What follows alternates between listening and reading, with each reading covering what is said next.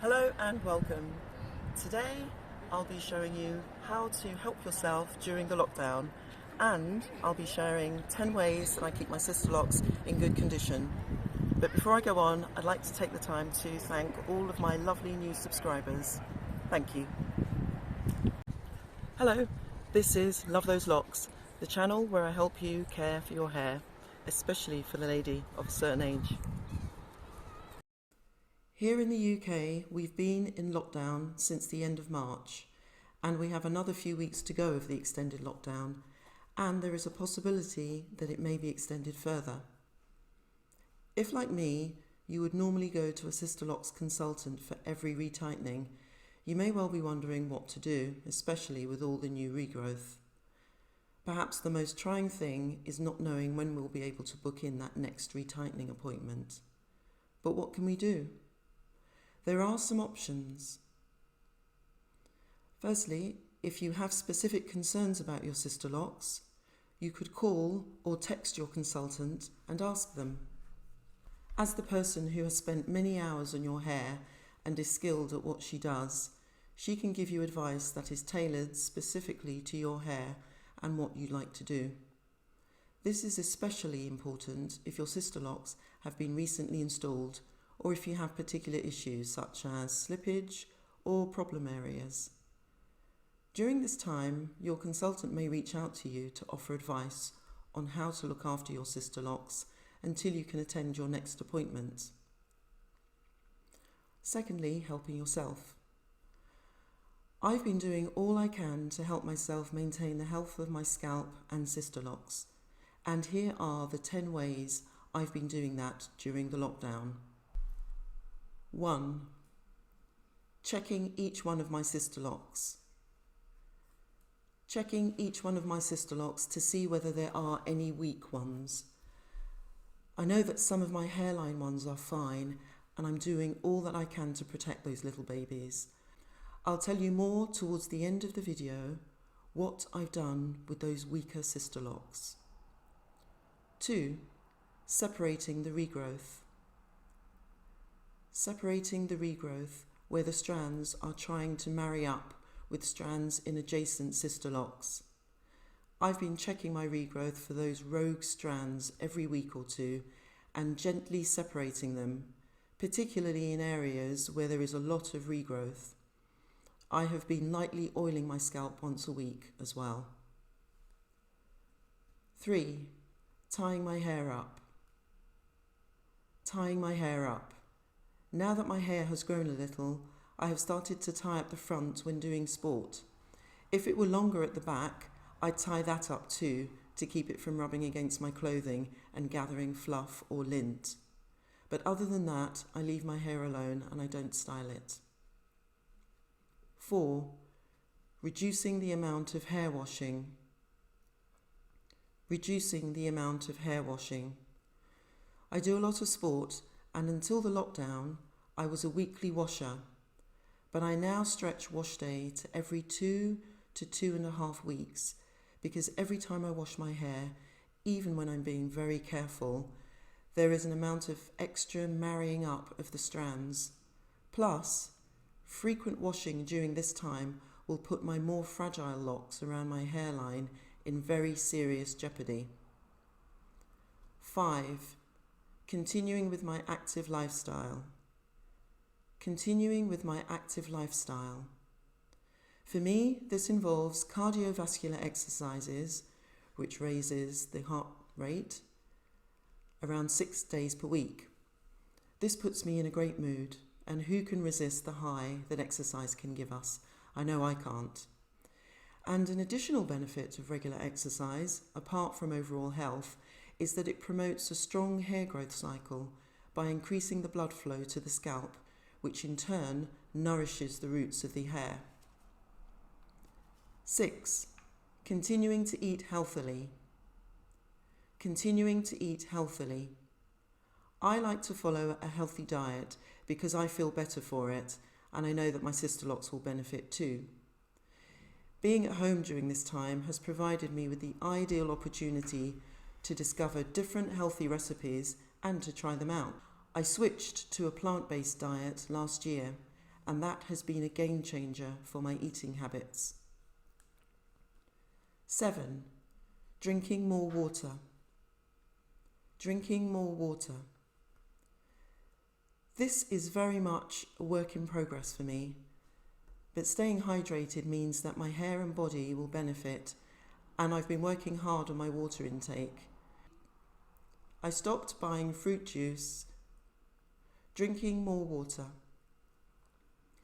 This one is very much a work in progress for me. Staying hydrated means that my hair and body will benefit, and I've been working hard on my water intake. I stopped buying fruit juice and fizzy drinks about a year ago, but I can't resist my teas and my daily coffee. 8. Relaxing more. Relaxing more. This is a big one for me. I'm doing everything I can to reduce stress and to put to one side all the things that I can't change or that don't matter. It's a work in progress, and I'm always on the lookout for ways to achieve this. And as I'm saying this, yoga and meditation come to mind. And I know that those yoga inverted postures have great health and hair benefits too. 9. Taking time to smell the roses. Taking time out to smell the roses. The lockdown is providing a great opportunity to slow down the pace of my life, and I'm doing that by going for long, leisurely walks, reading those books that have been gathering dust on the shelves, and taking time when I go outside to notice things around me that I may have walked past 100 times before and never taken notice of. This is a great time for reflection and for me to get a bit of perspective on life and what's important, as well as to be thankful. 10. Reaching out. Reaching out. This has been the perfect way to reach out to more of my friends and family, and especially to those who I haven't spoken to in a while, to find out how they're doing. I found that it has helped to get me out of my own head. What better way to let someone you care about know that you're really thinking about them than to give them a call and to have a conversation with them or a video call.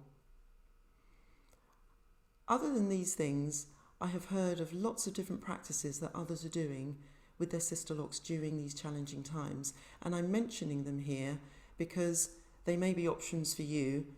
Of course, we're all free to do what we see fit with our Sisterlocks, but this is just me listing what I've heard about, and you may want to do your own research. And so, in no particular order, here are some options. Plaiting the Sisterlocks and keeping them tied up to help contain any unravelling, slippage or marrying up. This sounds like a particularly good option, especially if you have longer Sisterlocks or have very dense hair or a huge amount of regrowth. Combining your Sisterlocks. There are any number of reasons why this may be an option for you. Some of the reasons I have heard of are to increase the stability of the individual locks, to have larger locks, and to avoid the burden of retightening so many smaller locks.